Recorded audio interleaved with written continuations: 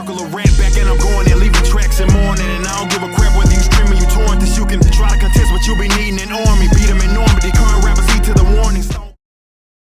Welcome to 3 Count Commentaries. So it's official. McIntyre will now wrestle Lashley at Hell in a Cell, and I am greatly disappointed. Greatly disappointed. There are some things to talk about, though. You know, for starters, Lashley's phenomenal orange suit. And the man's sense of style is quite impeccable. You know, there's something, you know, with him looking like a Cleveland Brown out there, just made me smile. It was tremendous. All right, so we got dueling promos between Kofi and McIntyre. And I'm not going to go through the promos. I'm not going to do that. But I will talk about something that I think is very important from the character. So Drew McIntyre, as I've told people, you know, when you break down the archetype of the Drew McIntyre character, what is Drew McIntyre? Who is Drew McIntyre? When you break it down, Drew McIntyre fits what's called the warrior archetype. People who fit inside of the warrior archetype, you can give them 100 different titles, 100 different names, 100 different jobs. But, you know, the warrior archetype is both defender and destroyer. He is also an attacker and a defender. You know, like a knight. A knight can either defend the kingdom or they can go out to spread the kingdom.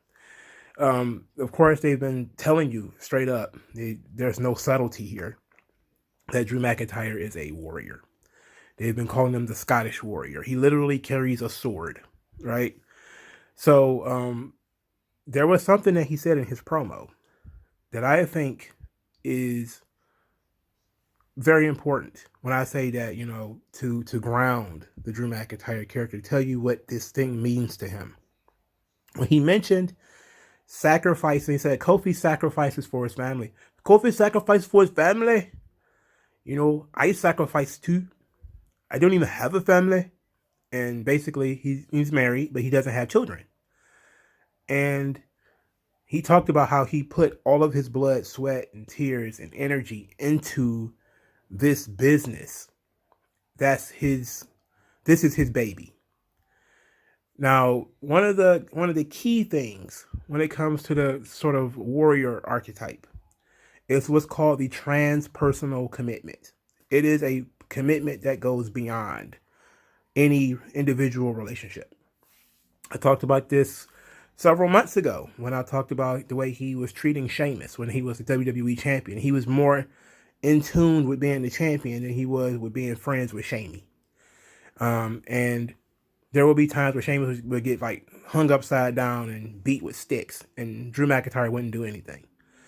It was like he was so focused on being the champion. The friendship that he had for 20 years or whatever with Sheamus went out of the window. It went out the window. And it shows you that he has a singular goal, a transpersonal commitment to being the WWE champion. That is his central goal. And he furthers that a lot by saying, like, you know, and Drew's not the youngest guy in the world. He's probably like 36, 37 now. By saying, like, look, you know, you've been enjoying your life. You know, you've been out here doing your thing with your kids and everything. I've been hitting the iron, you know, getting in the best shape of my life. You know, obviously Drew could have said, look, I got fired. Kofi never got fired. He didn't know what it's like to fight back from those odds. You know, I was at one point outside the WWE, but that's part of his archetypal story, is that, you know, Drew failed. You know, he failed, he got fired, he had to come back and work his way back up. And I think that that's a very important piece that's probably going to get lost in a lot of people, you know, particularly people like me who are disappointed that Drew McIntyre is getting yet another title match. There is something to sit down and consider, that this guy has put his entire life on hold because, you know, this is a wrestling thing. He is fatherly age, you know, and who knows how many more years he's got left, probably a good 6 or 7, you know, maybe even 10. You know, he could do this till he's 50, I guess, you know, if he can last. But that's something that's very interesting. that jumped out at me, more so than anything, because it shows an elite level of dedication. It's not saying that people who take time off to have kids, or you're a man, you can continue to have kids and still go on to be the best.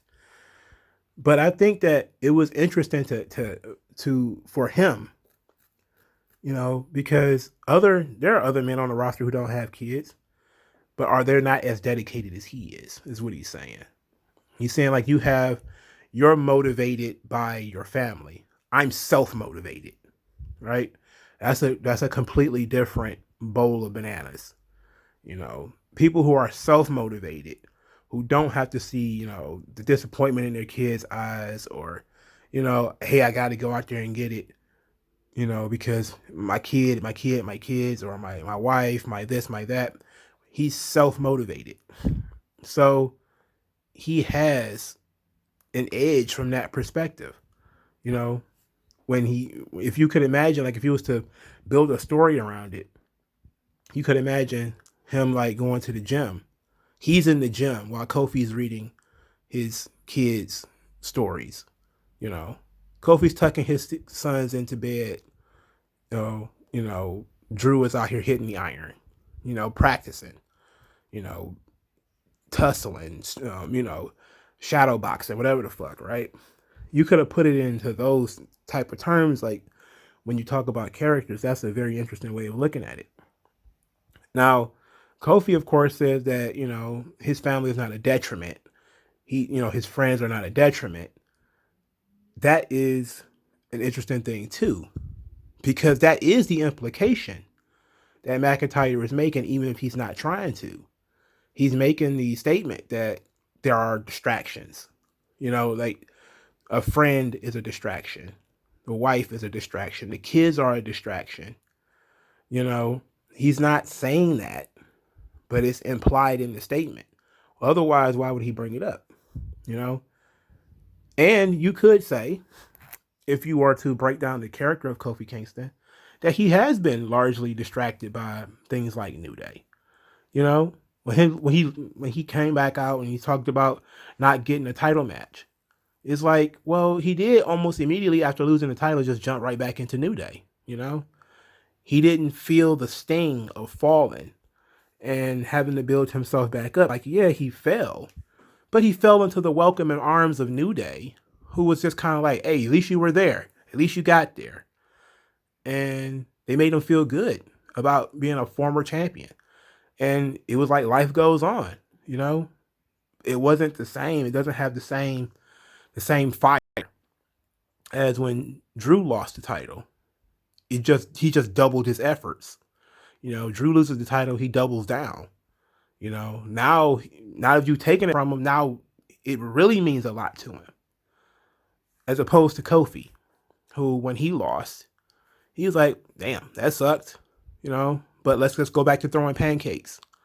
Let's go back to, hanging out. And it's a healthy way of, dealing with loss, because he's not stewing in it. But at the same time, it shows that McIntyre is a little bit more serious about being the champion than Kofi is. And that's really good character stuff. Even Kofi, when he was cutting the promo, he was still being a little bit silly. He was still kind of making jokes. Like when he was talking about being the WWE, the whole thing with the hips and everything. It shows, like, if you were paying attention to the characters, and that's really all I care about. And we want to talk about, matches, angles, and stuff like that. The business has degraded quite a bit. The characters are, they're still there. The characters are still archetypal. They're still there. They're just not as big and as bold as they maybe should be. That's one of the huge problems with WWE right now, is the characters aren't loud enough. And the ones that are loud are overexposed. But let's get to the match. So the match itself was awesome. It was an awesome match. There was some really cool stuff happening. I really enjoyed this, not based off of the fact that it was just a pure one-on-one match. I thought that was good. No outside interference, no distraction roll-ups, nothing stupid. This is how every wrestling match should be. It was a little long, you know. I'm not saying that every match should be 20 minutes or 25 minutes or whatever the fuck it was. And they started the match at like 9:35. So the match was about 15 minutes, 20 minutes maybe. So it doesn't need to be that long. But most matches should be to a degree one-on-one with no outside interference, with no unnecessary run-ins and distractions and weapons and all that other nonsense. Let the story play out. Let people get invested in one person or another without the constant need to throw different things in. Like I like to compare wrestling to a lot of different things. And one of the things I like to do is stew, right? Like a wrestling show should be like a stew. You got your carrots, you got your celery, you got your meat, you got your broth of whatever description you might want. You know, you got your potatoes, and you got different stuff like that. You don't want to just start throwing stuff into the stew right as it's done, because it's not going to get cooked. You know, it's like if you're an idiot, right? You spent all day, 2-3 hours making a stew, and then you threw the potatoes in as you about to turn the thing off. The potatoes are going to take forever to cook. The potatoes usually are the first thing you should put in there because it takes forever to cook. So, that's what, distractions and all that kind of shit is. It's you taking potatoes and throwing them into the stew pot and then closing the lid thinking like, okay, we're done here. It's like, no, everything needs to be cooked within the storyline. Just random distractions and shit is bullshit. But back to this match. I'm glad this match didn't have it. I thought it was some pretty cool stuff that they did. I loved the finish. The finish was great. Wrong guy won. I definitely think Kofi should have won. But the finish was tremendous. He dived into a Claymore kick, and that was pretty much it. I was still was hoping Kofi would have kicked out. I was still hoping Kofi would have kicked out, but we didn't get so lucky. But Lashley, obviously, is probably going to lose the title. Is it going to be a Hell in a Cell match between Lashley and McIntyre? I hope not, but it probably will be. The Hell in a Cell pay-per-view is a dead weight. And it's the shits. And the cage is crap because it's big and fucking red for no reason. So, I don't know, man. I to be quite honest, I don't really care. I'm unenthused by Lashley versus McIntyre.